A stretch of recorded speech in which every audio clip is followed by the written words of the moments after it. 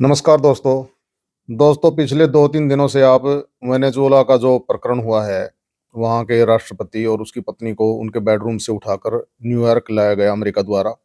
अभी अमेरिका के राष्ट्रपति का बयान आया है कि हमें ग्रीनलैंड भी चाहिए और उन्होंने कहा कि हमें ग्रीनलैंड कोई खनिज पदार्थ या तेल के लिए नहीं चाहिए, हमें सुरक्षा के लिए चाहिए क्योंकि यहाँ से रसिया और चाइना के जो जहाज है वो यहाँ से गुजरते हैं।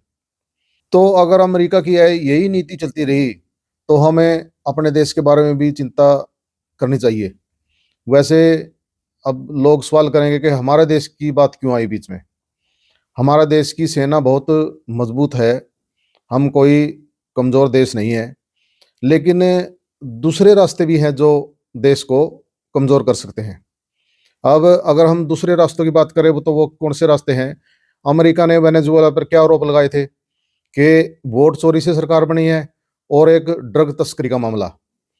ये 2 मामले अपने देश में भी बहुत वक़्त से उछल रहे हैं।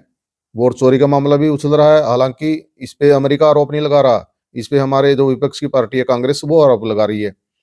और ड्रग का तो आपने पता है मुद्रा पोर्ट से कितने हज़ार किलो तक ड्रग्स पकड़े गए, वो तो पकड़े गए हैं, निकल गए हैं वो कितने गए हैं और वो किस देश में जाएँगे, अपने देश में खपत होगी या किसी दूसरे देश के लिए वो आ रही है, वो अलग सोच का मामला, वो हमारे तक नहीं आएगा। ना क्योंकि हमारा मीडिया भी इस खबर को दबा देता है कि वो ड्रग्स कहाँ जाती है, किस देश में जाती है, हमारे देश में खपती है या दूसरे देश में जाती है। तो ये दोनों मामले हमारे देश में भी है। दूसरी सोचने की बात ये है कि जो वेनेजुएला का जो प्रकरण हुआ है, अभी तक हमारी सरकार ने उसकी कड़ी आलोचना नहीं की है। सिर्फ़ 24 घंटे बाद सिर्फ़ एक बयान जारी किया है कि हम वेनेजुएला की स्वतंत्रता के साथ खड़े हैं।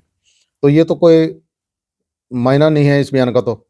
या तो कड़ी भर्त्सना करनी चाहिए थी कि आप दूसरे देश की जो संप्रभुता है, उसको कैसे छीन सकते हो? इस पर चीन ने, उत्तरी कोरिया ने, रसिया ने, फ्रांस ने और ईरान ने बहुत तेज़ तर्रार बयान दिए हैं कि हम इसको सहन नहीं करेंगे। ये साम्राज्यवाद की जो नीति है अमेरिका की, हम इसकी कड़ी आलोचना करते हैं। मैंने बात की दूसरे रास्ते के देश को क्या नुकसान हो सकता है।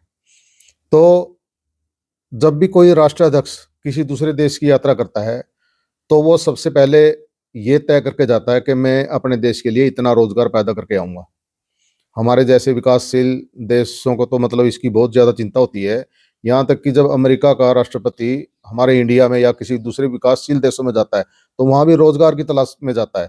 अब आप कहोगे कि अमेरिका के विकासशील देशों में क्यों रोज़गार करने के लिए आएँगे?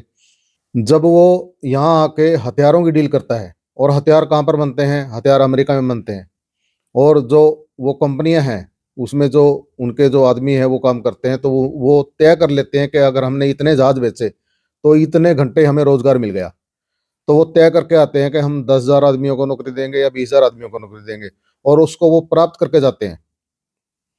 लेकिन इसके उल्टे जो हमारे देश के प्रधानमंत्री लगाओ या राष्ट्राध्यक्ष लगाओ, जब भी यात्रा करने के लिए जाते हैं तो ऐसा कोई लक्ष्य नहीं होता। हमारे ध्यान में तो कोई ऐसा लक्ष्य नहीं आया। हाँ, ये ज़रूर होता है कि उस यात्रा के 1 या 2 दिन के बाद उसके दोस्त जो उद्योगपति है, उनको ठेके ज़रूर मिल जाते हैं। तो इससे उस दोस्त को तो फ़ायदा हो रहा है, लेकिन अपने देश को क्या फ़ायदा हो रहा है, ये सोचना चाहिए। तो ये किसको सोचना चाहिए? एनडीए की सरकार है। देखो, ये तो है नहीं कि हम ये कहेंगे कि तख्ता पलट दो, ये वो कर दो, नहीं। एनडीए की सरकार है, तो एनडीए को ये सोचना चाहिए कि जो हमारा नेतृत्व है, इतना कमज़ोर है। अब कमज़ोर किस बात पर कहेंगे हम? ट्रंप ने कम से कम 60 बार ये बोल दिया कि भारत के इतने जहाज़ गिरे, लेकिन हमारा नेतृत्व उस पर बिल्कुल खामोश रहा। और अभी तो एक ताज़ा बयान आया है कि रूस से इसलिए तेल खरीदना बंद किया भारत ने क्योंकि मोदी जी ने मुझे खुश करना था। अब हमारा देश क्या किसी राष्ट्राध्यक्ष को खुश करने के लिए ही है? क्या उसके ऊपर हमारे देश की बलि चढ़ा दी जाएगी? तो ऐसे कमज़ोर नेतृत्व को एनडीए बदले, इसके बारे में चिंतन करें, तभी देश की भलाई है। एनडीए को इस पर गहन मंत्रणा की ज़रूरत है, नहीं तो कल को दोषी आप भी ठहराए जाओगे। धन्यवाद।